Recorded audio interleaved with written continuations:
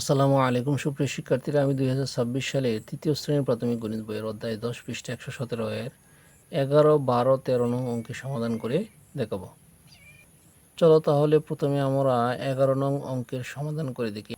11 নং অঙ্কে বলা আছে 128 টাকা 50 পয়সা বিয়োগ 77 টাকা 25 পয়সা সমান, এখানে টাকা দেওয়া আছে, এখানে পয়সা লেখা আছে। গাণিতিক বাক্যটি দিয়ে একটি গল্প তৈরি করি। অর্থাৎ এই যে একটা গাণিতিক বাক্য দেওয়া আছে, এটার কেন্দ্র করে একটা গল্প তৈরি করার কথা বলছে। এখানে সমাধান করার কথা বলে না, বলছে হলো গল্প তৈরি করার কথা বলছে। চলো তাহলে আমরা 11 নং অঙ্কের সমাধান করি। 11 নং অঙ্ক লেখা আছে 128 টাকা 50 পয়সা বিয়োগ 77 টাকা 25 পয়সা সমান খালি। অর্থাৎ এই যে গাণিতিক বাক্যটা আছে, এই গাণিতিক বাক্যটা কেন্দ্র করে একটা গল্প তৈরি করার কথা বলছে। চলো আমরা একটা গল্প তৈরি করি। গল্প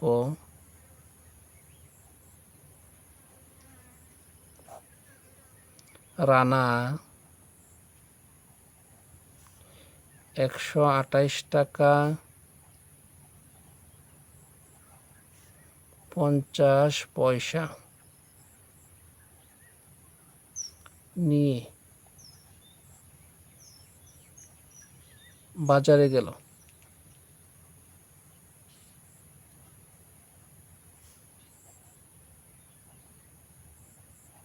সে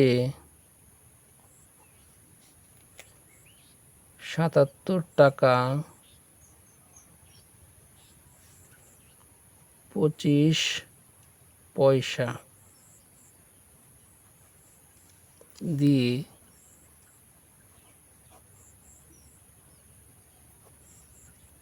সবজি কিনল।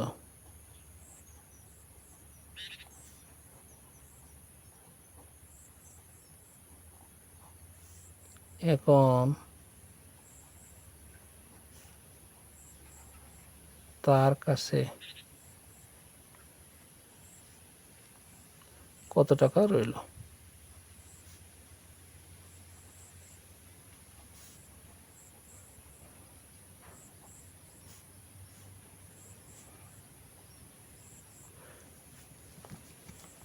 তাহলে আমাদের গল্পটা হচ্ছে, রানা 128 টাকা 50 পয়সা নিয়ে বাজারে গেল।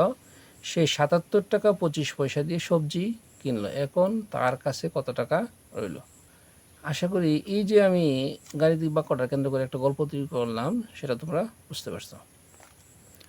আমরা এখন 12 নং অঙ্কের সমাধান করব। 12 নং অঙ্কে বলা আছে রিয়া 100 টাকা নিয়ে দোকানে গেল। সে 69 টাকা 75 পয়সা দিয়ে একটি বই কিনল। তার কাছে কত টাকা রইল? চলো তাহলে আমরা এই 12 নং অঙ্কের সমাধানটা করি। 12 নম্বর, রিয়ার কাছে ছিল, রিয়ার কাছে ছিল 100 টাকা।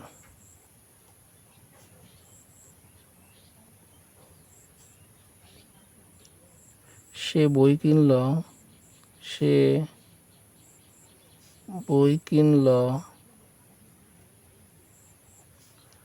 69 টাকা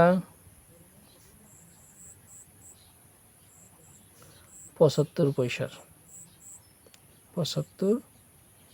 পয়সার।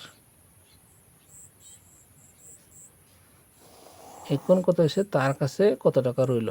তার কাছে কত টাকা রইল সেটা বের করতে গেলে আমাদের কি করতে হবে? বিয়োগ নির্ণয় করতে হবে। এখন আমরা যদি বিয়োগ নির্ণয় করি, দেখো পয়সার উপরে কিন্তু কোনো পয়সা দেওয়া নাই। বিয়োগের সুবিধার্থে আমরা কি করব? এখানে 0 পয়সা লিখব। এখন দেখো এই 0 পয়সা থেকে কিন্তু 75 পয়সা বাদ যায় না। এক্ষেত্রে কী করব? আমরা এই যে 100 টাকা এখানে দেওয়া আছে, 100 টাকা থেকে 1 টাকা দাঁড় করে নিয়ে আসবো। 100 টাকা থেকে যদি 1 টাকা দাঁড় করে নিয়ে আসি, আমরা জানি 1 টাকা সমান 100 পয়সা। এই 100 পয়সা থেকে 75 পয়সা বাদ দিব। চলো 100 পয়সা থেকে 75 পয়সা বাদ দিয়ে দেখি বিয়োগ ফলটা কত হয়। 100 থেকে 75 বিয়োগ করব। উপরে আছে 0, নিচে আছে 5, তাহলে 0-এর সাথে মনে মনে 1 ধরলে হবে 10। 10 থেকে 5 বাদ দিলে থাকে 5। এই যে মনে মনে 1 ধরছিলাম সেটার সাথে সাথে যোগ করব 8, উপরে আবার 0, তাহলে মনে মনে 1 ধরতে হবে 10, 10 থেকে 8 বাদ দিলে থাকে 2। এই যে মনে মনে 1 ধরছিলাম সেটা নিচে নিয়ে আসবো, তাহলে 1 থেকে 1 বাদ দিলে 0, আমরা জানি বাম পাশে 0 দাম নাই, তাহলে আমরা কত পাইলাম 25 পয়সা। তাহলে এই 25 পয়সা কী করব, পয়সা নিচে লিখব 25 পয়সা। এখন এই যে 1 টাকা নিয়ে গেছিলাম, তাহলে এখানে আছে কত টাকা, 99 টাকা। এখন 99 থেকে 69 বিয়োগ করব। চলো রাফ কথায় 99 থেকে 69 বিয়োগ করে দেখি বিয়োগ ফলটা কত হয়। 99 থেকে যদি আমরা 69 বিয়োগ করি, 9 থেকে 9 বাদ দিলে 0, 9 থেকে 6 বাদ দিলে 3, তাহলে কত পাইলাম 30। তাহলে আমরা এখানে লিখব 30 টাকা। তাহলে আমরা কত পেলাম, 30 টাকা 25 পয়সা। প্রশ্নে ছিল তার কাছে কত টাকা রইল। তাহলে আমরা লিখব সুতরাং রিয়ার কাছে রইল, রিয়ার কাছে রইল 30 টাকা 25 পয়সা। আশা করি এই যে 12 নং অঙ্কের সমাধানটা করলাম সেটা তোমরা বুঝতে পারছো। আমরা এখন 13 নং অঙ্কের সমাধান করব। 13 নং অঙ্কে বলা আছে রতন 45 টাকা 50 পয়সা দিয়ে একটি চানাচুরের প্যাকেট কিনল। সে দোকানদারকে 100 টাকা নোট দিল, দোকানদার রতনকে কত টাকা ফেরত দিল। চলো তাহলে আমরা এই 13 নং অঙ্কের সমাধানটা করি। 13 নম্বর অঙ্ক, রতন দোকানদারকে দিল, রতন দোকানদারকে দিল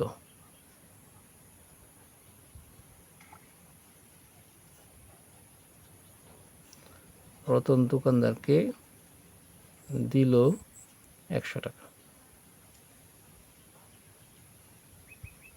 রতন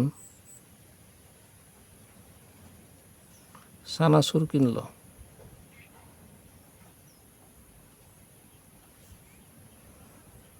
চানাচুর কিনল 45 টাকা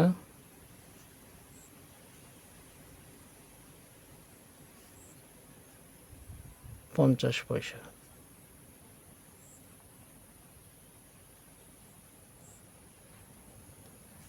তাহলে রতন চানাচুর কিনল 45 টাকা 50 পয়সায়।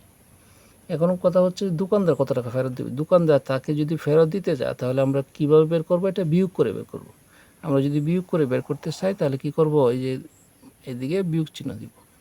এখন দেখো পয়সা এখানে 50 পয়সা নিচে আছে কিন্তু উপরে কোনো পয়সা দেওয়া নাই। বিয়োগ করতে গেলে অবশ্যই উপরে 0 দিয়ে করলে তাহলে অঙ্কটা সুন্দর হয় আর কি। তাহলে আমরা উপরে 0 পয়সা রাখলাম, এটা হলো অঙ্কের সুবিধার্থে। এখন কথা হচ্ছে দেখো এখানে উপরে 0 আছে নিচে আছে 50, আমরা জানি 0 থেকে কোনো সময় 50 বাদ যায় না। এক্ষেত্রে কী করতে হবে, এই যে এখানে 100 টাকা আছে, 100 টাকা থেকে আমাদের 1 টাকা এখানে দাঁড় করে নিয়ে আসতে হবে। 100 টাকা থেকে যদি আমরা 1 টাকা দাঁড় করে নিয়ে আসি তাহলে আমরা জানি 1 টাকা সমান 100 পয়সা। এখন এই 100 পয়সা থেকে 50 পয়সা বাদ দিব। আমরা 100 থেকে 50 বাদ দিয়ে দেখি বিয়োগফলটা কত হয়। 100 পয়সা থেকে যদি আমরা 50 পয়সা বাদ দিই, 0 থেকে 0 গেলে 0 থাকে উপরে 0 নিচে 5, তাহলে এই 0 সাথে মনে মনে 1 ধরলে হবে 10, 10 থেকে 5 বাদ দিলে থাকে 5। এই যে মনে মনে 1 ধরছিলাম সেটা নিচে নিয়ে আসবো। এখন এই 1 থেকে এই 1 বাদ দিলে 0, আমরা জানি বাম পাশে 0 দাম নেই, তাহলে আমরা কত পাইলাম 50 পয়সা। তাহলে 100 থেকে 50 পয়সা বাদ দিলে কত হবে, 50 পয়সা হবে। আমরা এখানে লিখবো 50 পয়সা। এই যে 1 টাকা নিয়ে গেছিলাম 100 টাকা থেকে, তাহলে 100 টাকা থেকে 1 টাকা নিয়ে গেলে থাকে 99 টাকা। এখন এই 99 থেকে 45 বাদ দিয়ে দেখবো বিয়োগফলটা কত হয়। চলো রাফ কথা এই বিয়োগ নির্ণয়টা করি। 99 থেকে 45 বাদ দিব,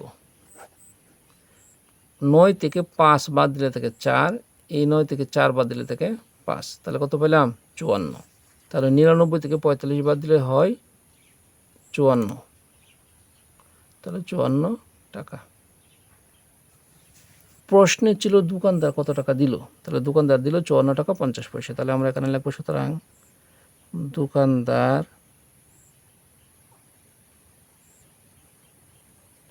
ফেরত দিল, ফেরত দিল দোকানদার কত টাকা ফেরত দিল? 54 টাকা 50 পয়সা। আশা করি এই যে 13 নং অঙ্কের সমাধানটা করলাম সেটা তোমরা বুঝতে পারছো। সুপ্রিয় শিক্ষার্থীরা, আজকে এ পর্যন্তই। আমার ভিডিওগুলো যদি তোমাদের ভালো লেগে থাকে তাহলে অবশ্যই আমার চ্যানেলটি সাবস্ক্রাইব, লাইক, শেয়ার ও কমেন্টস করবা। সকলকে ধন্যবাদ। আসসালামু আলাইকুম।